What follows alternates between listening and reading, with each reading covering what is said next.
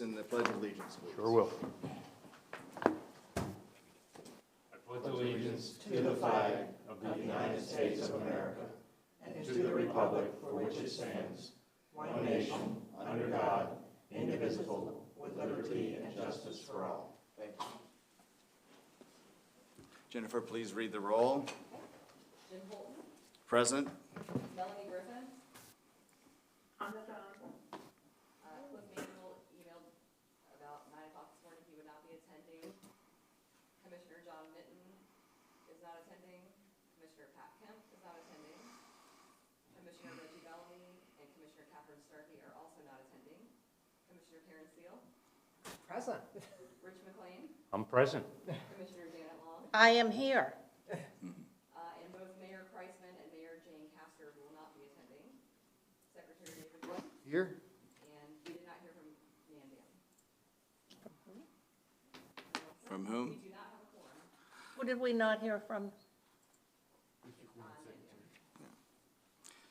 Thank you. So in the absence of quorum, we unfortunately will not be able to vote on anything today, as everyone I'm sure has surmised.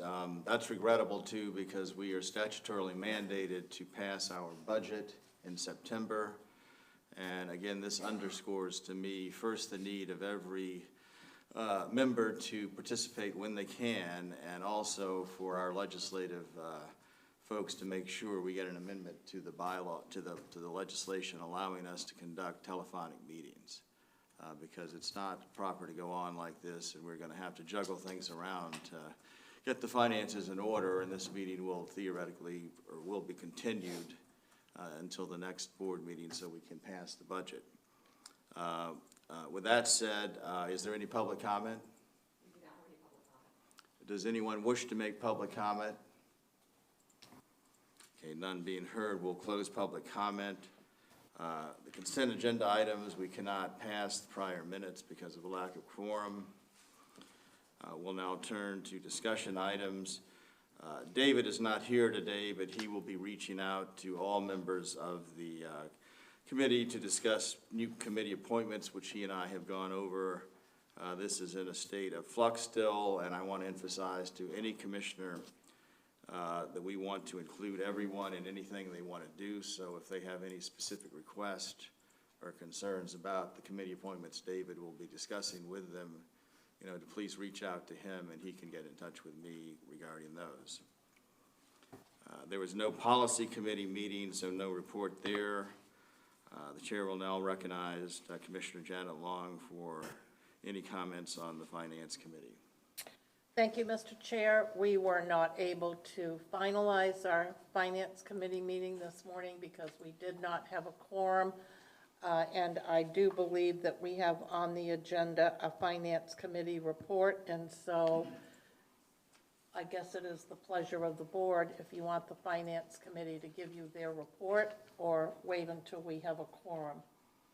What is your pleasure? I would prefer they give the report now since they prepared for it and we'll hear it, and then other Melanie? members can get caught up on that. Please Chair come recognizes Melanie. Thank you. Good morning. Good morning. Melanie Williams, Senior Accountant at TBARTA. The financial report for August. So year-to-date, through the month of August, the net deficit was $31,641. And this is $82,747 below the budget of $51,106. The revenues were under budget by $398,365, and this was primarily due to the local funding and the timing on the STP and the FTA 5307 funds, and also the state funding with the timing due to the Regional Transit Development Plan. With that said, the expenses were also under budget by $315,618, and that usually comes from the projects with the van pool and the Pick My Kids, the advertising, promotion, and the professional services were all budgeted in these areas. To offset that, we did have an over budget of additional staff of $93,261, along with the NPO regional workshop and office furniture of $36,326. Making the total under budget for the expenses $315,618. On a positive note on that, Our balance sheet, we did have cash in the bank at the end of August of $59,265 for the month of August. Also, our AR balance at the end of August was $627,990, and offsetting with that with the AP balance of $496,421. On a positive note, after August and September, we are still working closely with FDOT to minimize the delays of the reimbursement of invoice. And I'm happy to announce that we did receive the $375,000 advance for the new legislative earmark grant. In addition of that, since in this month in September, we did receive from FDOT additional $94,013. So we're moving in the right direction as far as getting these invoices and the delays minimized. So if you have any other questions, that's my report for August. And members, any other questions for Melanie? Thank you very much for that report. Debbie is going to present the budget. Debbie?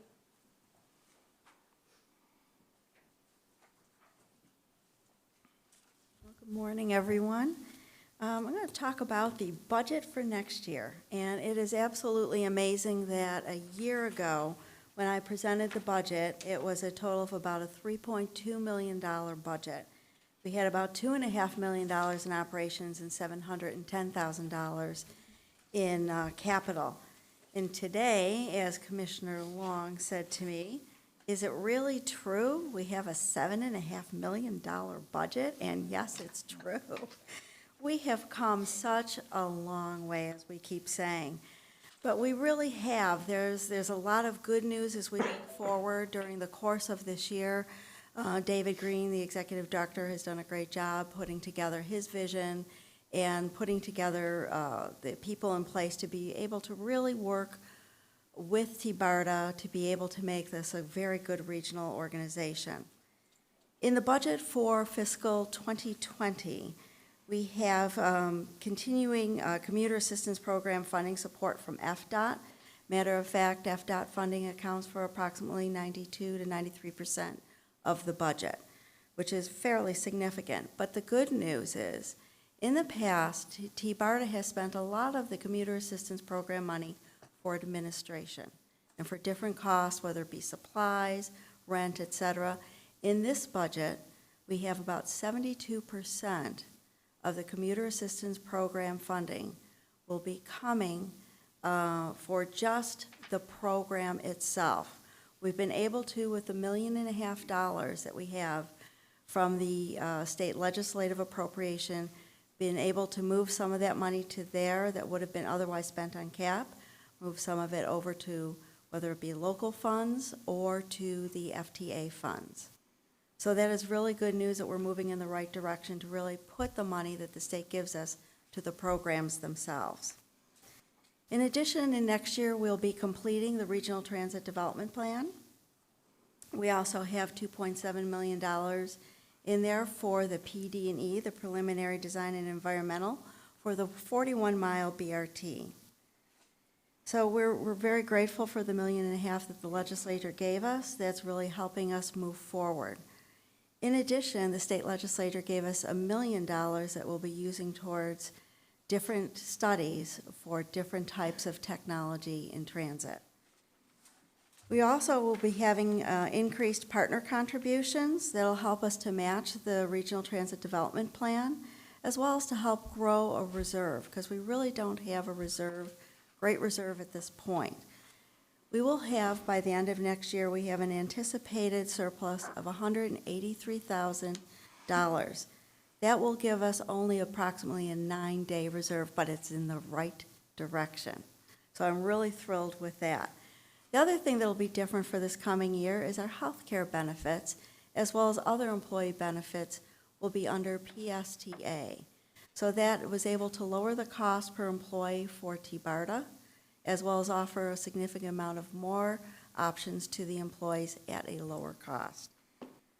From the capital aspect, we will be using the 5307 money that comes through PSTA and pass through to TBARTA. For probably the biggest highlight is going to be for computer software for the commuter assistance program. And we'll also be using it for other things such as legal counsel and rent if we need to. Are there any questions on the budget? Members' questions? Okay, well, thank you very much.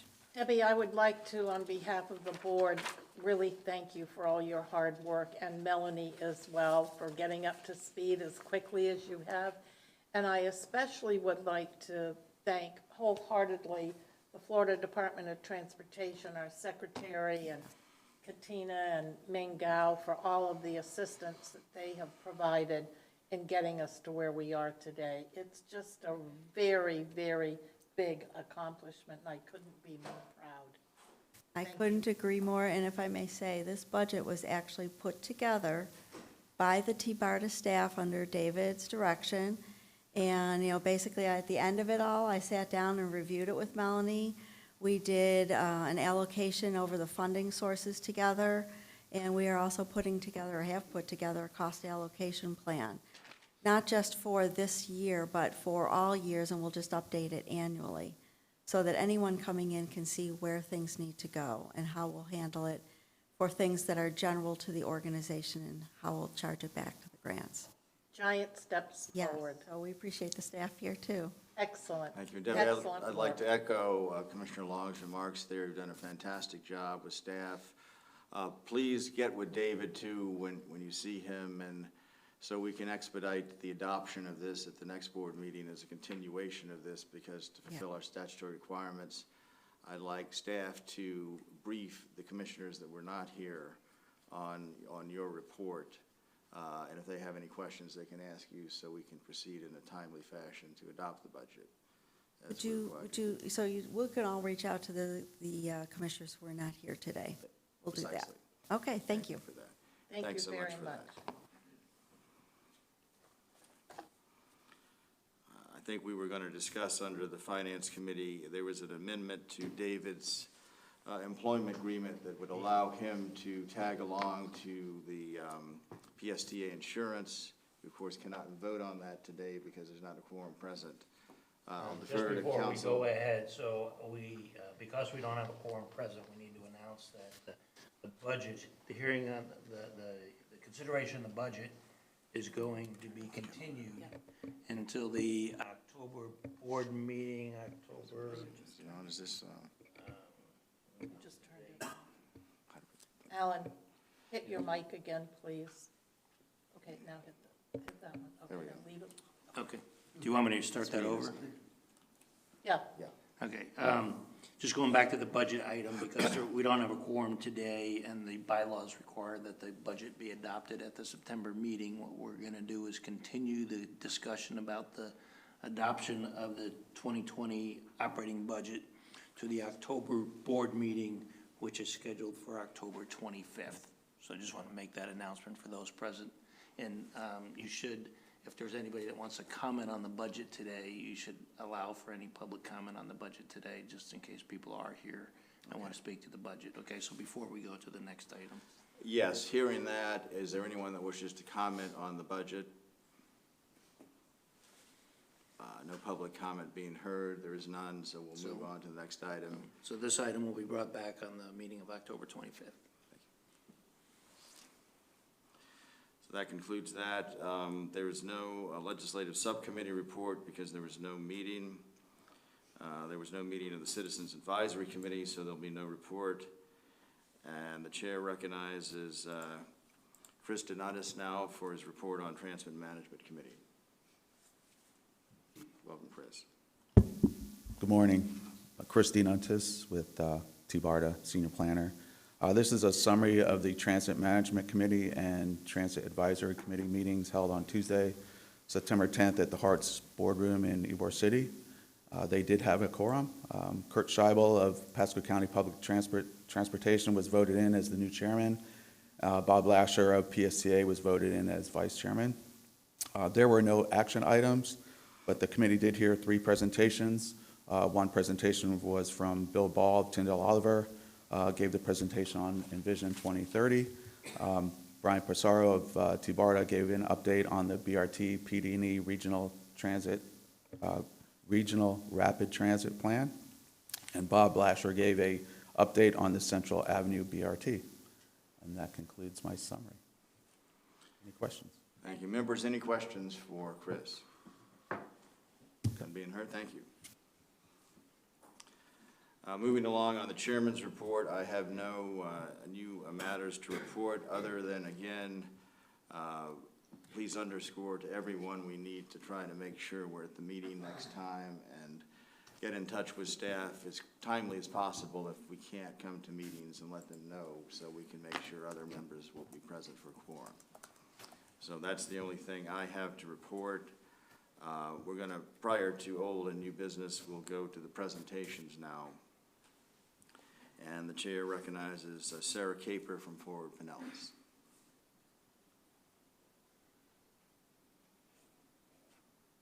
Good morning. My name is Sarah Caper. I'm with Forward Pinellas, and with me today I have some of my colleagues who work with the Transportation Disadvantaged Programs, Michelle Ogilvie from the Hillsborough Metropolitan Planning Organization, Manny Lajmiri from the Pasco MPO, and then we also work very closely with Dave Newell from FDOT District 7. And we have been working for some time now on a regional transportation disadvantaged service project. And I wanted to start with just a little bit of an explanation on what it is to be transportation disadvantaged. So here in the state of Florida, we have a state statute that defines transportation disadvantage. Individuals may be transportation disadvantaged due to age, income, or disability status. And these are people who have no other options to transport themselves.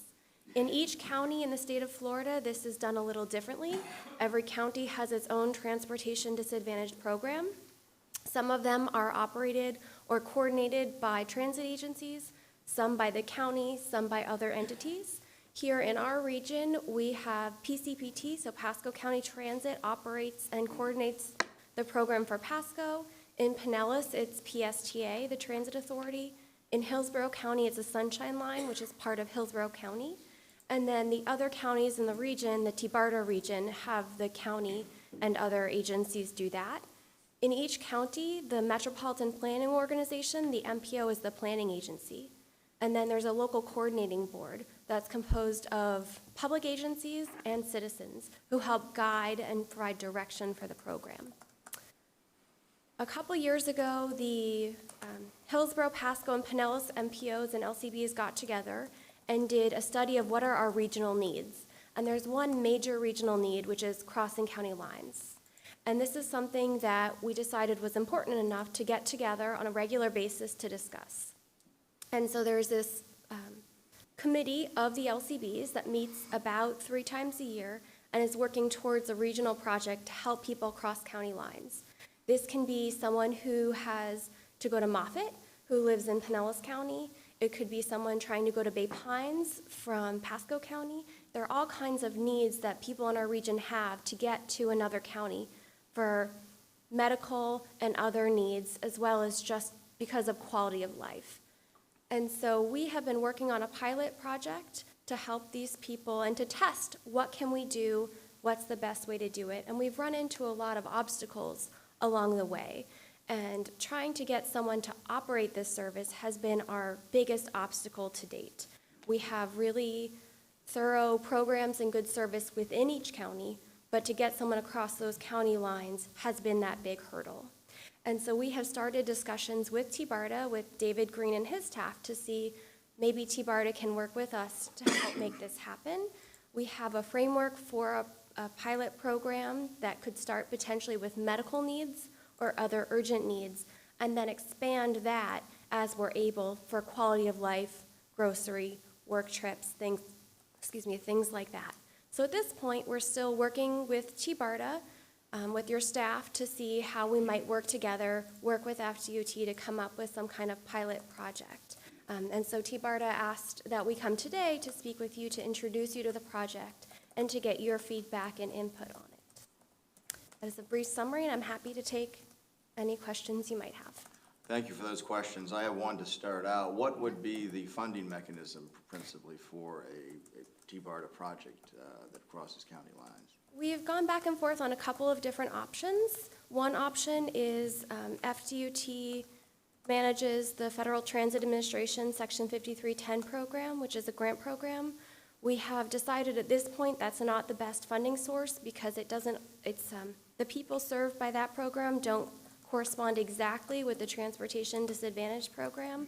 We had some discussion with David Green about the MCORS bill and if there's a possibility to use MCORS funding, which there is a set aside for transportation disadvantaged programs that the State Commission is running, but that's something that we would still explore and determine the best source. Members, other questions for Sarah? None being heard, thank you very much for that, and we look forward to working with you. Thank you. Thank you. Next, we have Envision 2030, and the chair recognizes Bill Ball from Tyndall Oliver.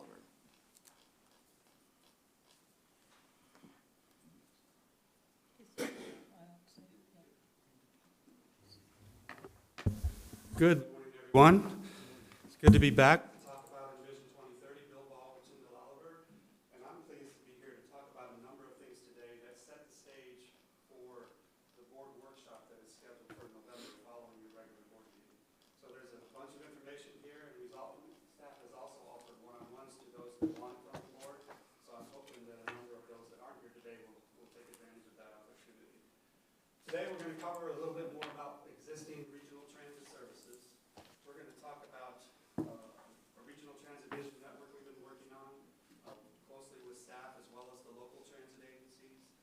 We're going to highlight the outreach that's occurred and what's next, and then I'm going to spend most of the time talking about the peer agency review that we mentioned at the last presentation to the board to give you an idea of the things that we'll be talking about at the board workshop in November. You'll recall that there's a lot of existing regional transit services out there today. We have defined that as being. Bill, if I could you hold up for a minute, they're switching on microphones. They're switching on this one? Sure. Was it working? Testing. I can hear it now. Should I start over? Let me see what I had. I really was just highlighting what we're going to cover today, so I'll start over with this slide. What I was mentioning is that there's a lot of existing regional transit service that's out there today. First of all, we define that by service that crosses county lines and service that connects regional major activity centers. So that's how we started with an existing regional network. But it's important to understand the level and quality of service of that existing network. So what we thought was a good example of that is if we look at a given point in time, let's say a typical weekday, and we look at the morning peak service, what is the frequency of service that's provided on the regional network? This particular network in this map shows 60-minute service or better, meaning a bus comes by each stop every 60 minutes or more frequent than that. You can see it's a pretty good regional network at 60 minutes. If we reduce that to 50 minutes or better, you can see all the red routes disappear. Likewise, when we go to 30 minutes, the orange routes disappear. We no longer really have a regional network at that point. And then if we go to 15, we only have a couple of routes left in Hillsborough and Pinellas. So we don't really have a viable regional network that serves as a viable commuting alternative today for most users of the system. We also looked at different types of trips and compared the travel times by transit versus the automobile. These are just a couple of examples. We have a number of them that we're including in the documentation. The bottom line is, as we currently stand, the transit trips regionally just are not competitive with the automobile. These travel times for transit don't even include the time it takes to get to the bus stop and the wait time there. This is just the travel time on the stops themselves. So you can see that we're already at a disadvantage when you compare the levels of service that are available today versus the automobile. So one of the things that the board and some of the committees of the board have been talking about in recent meetings was the market for express bus service regionally versus local bus and how they perform differently, what the costs are differently. So the first thing I wanted to mention about that is what is the market for regional types of express bus? And I go back to the worker flows that go throughout the 5-county region, And we can say from the data we have now that more than 270,000 residents of these counties actually commute to work outside the county in which they live.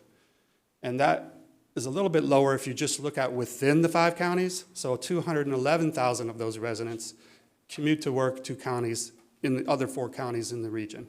So there is a target market right off the bat that we would look at to target regional transit services, including express bus service. So the question had been posed to staff previously about the difference between express bus and local bus service. My favorite performance measure in transit, I know everybody has a favorite transit performance measure, is passenger trips per revenue hour. And what that means is the number of people that board a bus on the average each hour that revenue service is provided. So it's a kind of a normalized comparison of performance of ridership productivity when you look at different types of transit service, system-wide, route level, or different types of services. If you look at express versus local, and this is a combination of HART and PSTA ranges, because they are the ones that do operate some express bus service, you can see the range of express bus service for this measure is between 6 and 22 passengers per revenue hour. Likewise, that range is 15 to 30 for local bus service. So you can see there's a wide range of productivity, and there is some higher performance on local bus versus express bus. And to help explain that, I do have a point in time here for HART, where we see at a given point in time all of the services or all the routes operated by HART, with each of these bars reflecting one of those routes. The greens are local routes, the red are express bus routes, and the flex services, the smaller services, are in the blue. So you can see there's productive local routes and there's productive express routes. Likewise, it just depends on the market that they're able to serve, and it varies from route to route. And it's really a balance of the policy between we want to provide high-quality service on our core routes, or we want to increase the coverage area in our total service area where it's not going to be as productive. So that's what we wanted to highlight for you so you can understand the difference between the higher performing and lower performing routes. The next item was the cost of local and express bus routes. The question was posed, are there a difference in cost? And the bottom line is, most of the cost of operating a bus is the driver.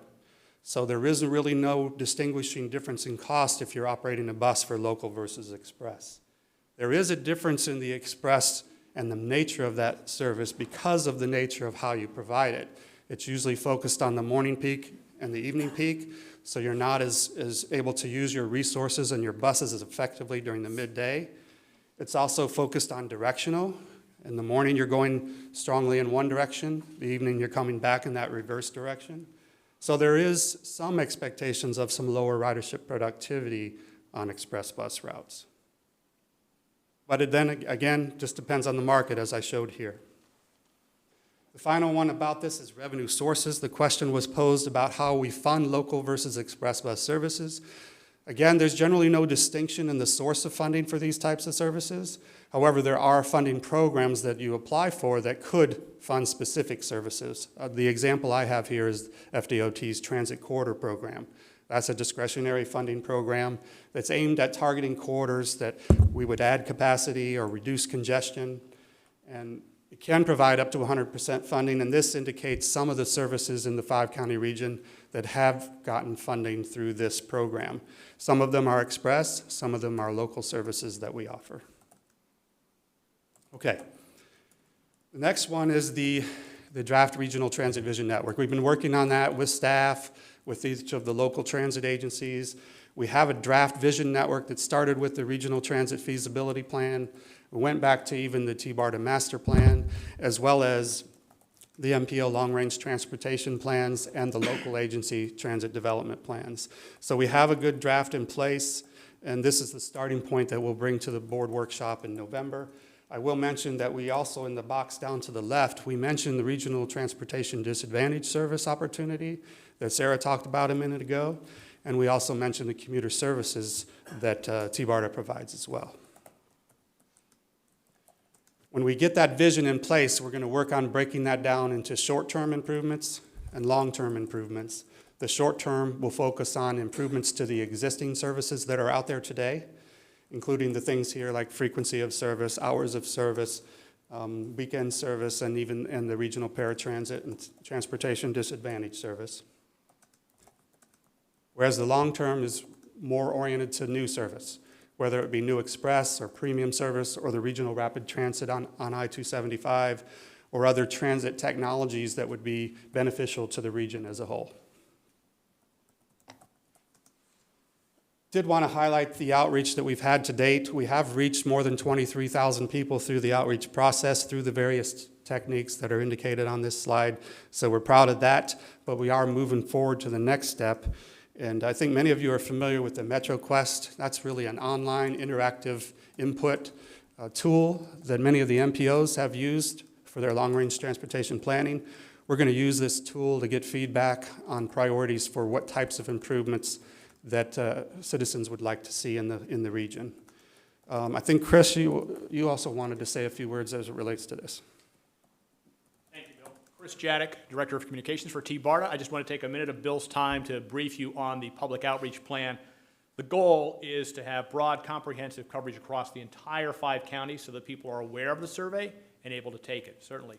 We're going to use a multiple-pronged approach to do that. We're going to utilize utility and tax notices where possible. We're going to do public outreach, public meetings. We have an extensive network of communications, MPOs, cities, counties. They have their newsletters, social media. We'll make sure that they communicate our message, and we'll use some paid digital media as well, too. I want to take a minute just to talk about how we'll handle tax notices and utility bills, because every county has different requirements. So, for example, Hillsborough County will include what's known as a buck slip in with the tax notices. It will go out in November. It's about the size of a dollar bill, and it will give the link where people can take the survey. Pasco County does not allow that, does not take paid advertising. Pinellas County, the deadline has passed, so we can't do that. But to make sure that we're equitable in all the counties, we'll utilize utility bills in Pinellas County. We've already reached out to the city of St. Petersburg, unincorporated Pinellas, Clearwater, Dunedin, and the other municipalities as well to make sure that there's either a paid notification in there or there's information on the county newsletters or the city newsletters that go out as well there. So the idea is to make sure that those people also get notification. In addition, Pinellas County, I understand that there are some monitors in the tax offices there. They're going to put our messages up there, and they will play on a rotation basis. So we're utilizing all the methods we have to make sure that we're in a lot of different places so that people get that message, and we make sure that that outreach is comprehensive. I'll defer back to Bill, but I'm available for questions at the end of his presentation. Thank you. Any questions to this point? Karen. Can we go back to one of the early slides which showed the travel within the counties Right and then there. in the Yep. region? Because I just had a question about that. It was near the beginning. I have it here, so you just need to switch it. There you go. So my question is that transit or is that all modes? This is all travel across county lines, the potential market for transit, basically. This is the potential market? Yeah. Okay. Yep. I just wanted some And clarity. then I will add that this was a couple of years of old data, so it's probably higher than this now, Okay. but it's the data we have at this time. I honestly would have thought it would have been a larger amount of people.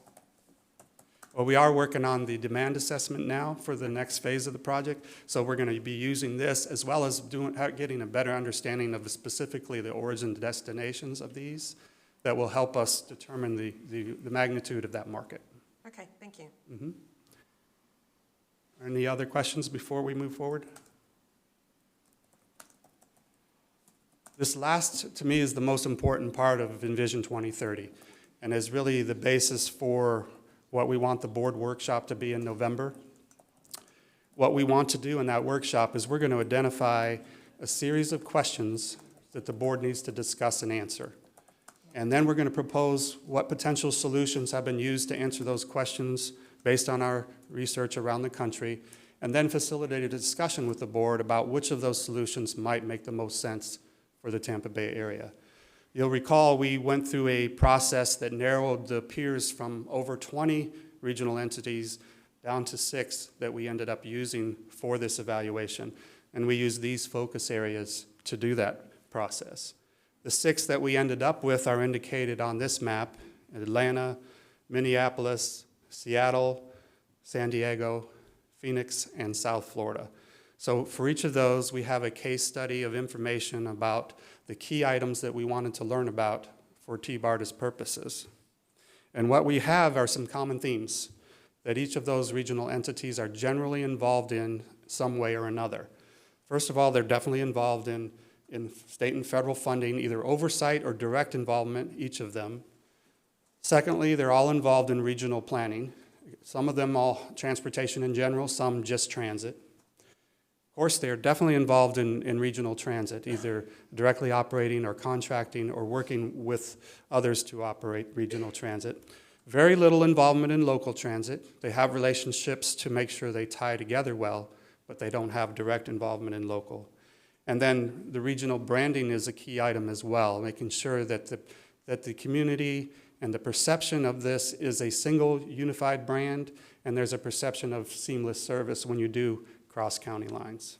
So that's the kind of the high-level common themes that we get from the peer review, and therefore we get to the conclusions that the regional entity, TBARTA, needs to play an important role in 4 key areas: transit planning, transit funding, transit operations, and that regional image and branding.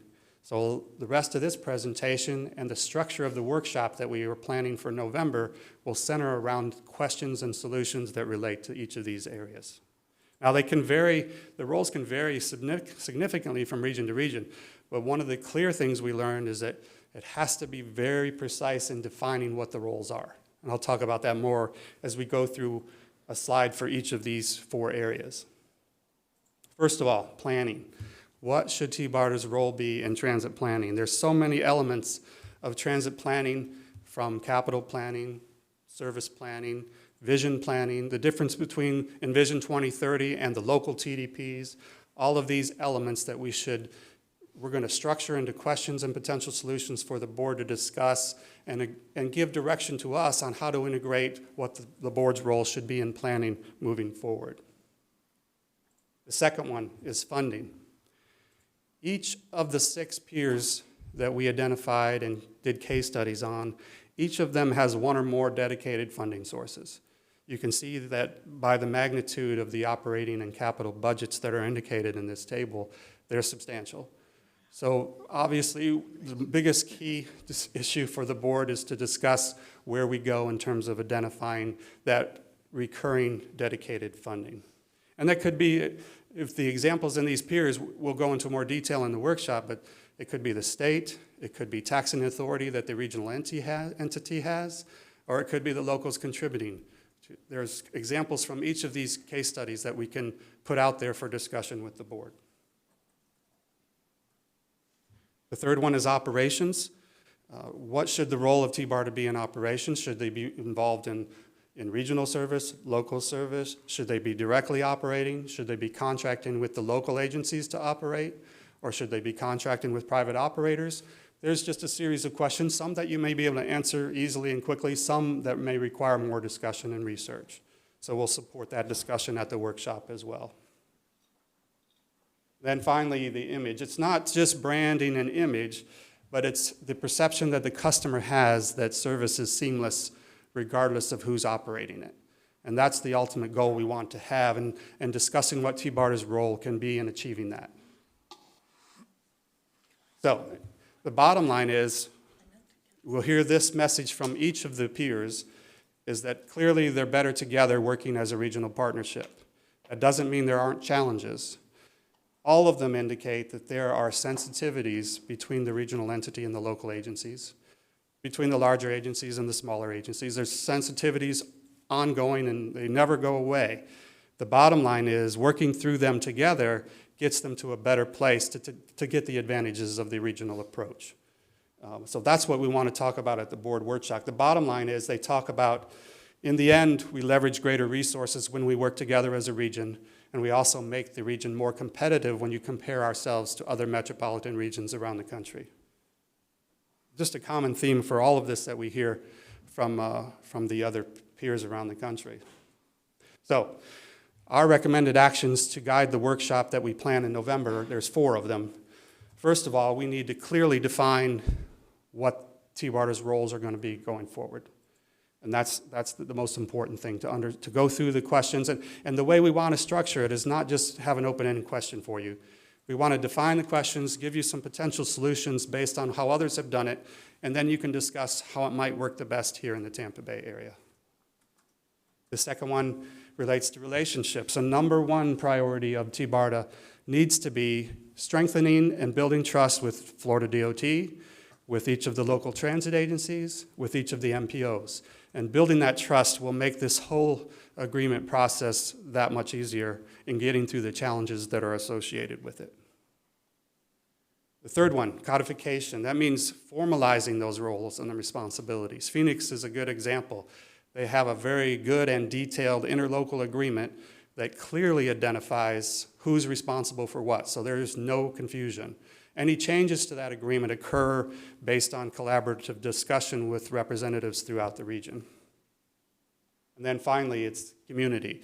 We mentioned earlier the importance of involving oversight committees and input groups that work together to deal through these challenging issues. And so finding a way to make this significant process meaningful so that the community is involved in making those decisions and working through the challenges. So that leads us to where we want to go with the board workshop in November. It's planned to be your regular board meeting. We'll provide lunch, and then we'll get a little more informal with the board workshop. And then we want to talk about two major things. First, we do want to talk about agreeing on the definition of what regional transit is, and then talk about that regional transit vision network that we presented in draft form today. And then the specific roles and responsibilities from those four areas that we want to review with the board. So that's where we are right now. We look forward to this board workshop being a really important element for us to get direction from the board as we move forward with Envision 2030. So with that, I'll be glad to answer any questions. If I don't know the answer, we'll bring them back to the workshop in November. Members, questions? One question and suggestion I have too, I think within the packets that you include from the other peer agencies, I'd certainly like to see their bond ratings and work up by Moody's and some of the other rating agencies on their outlook and how successful they've been and so forth like that as Okay. well. Kind of the perception of Wall Street of these different agencies that have taxing authority, like San Francisco, you know, BART and all that as well, so. We can do that? Yeah, absolutely. Any other questions? Other questions? Rich? Not a question, but just an ask. I would ask that you send that brief out to everybody if you can. I think that's very valuable to sit down and read and look at as we prepare for that. This presentation? Yes. Okay. Thank you, Chair. Oh, Karen had a question. I do. I think the master calendar may be incorrect. Oh, that's 2020. Sorry. Thank you. Got that. We don't want to wait that long. I was like looking at my calendar going, oh. Okay. Good members, other questions? Thank you. We look Thank you very forward to much. the workshop. Thank you. Me too. Next topic, I just want to briefly go over future meeting subjects. Those include intermodal centers, state-funded transit service, cable-propelled transit, and transit-oriented development. So those will be forthcoming in our next meetings. Last order of business, is any old or new business to come before the board? None being heard, I'll accept a motion to adjourn. Move to adjourn. Adjourn without objection. Okay. Thanks, Rich. Yeah, that is earlier, and I said, whoa. That's why I was going furiously to my phone. I'm like, this is good. I know. And I talked to Jennifer. I think that might be, I think, hopefully to move forward on that until April, we can bring that So up. that's why. Today, but I didn't realize. That is the proposed calendar for 2020. I know. I mean, I was like looking, going, you know. I did the same thing, and I said a lunch, and it's in 2022. All right.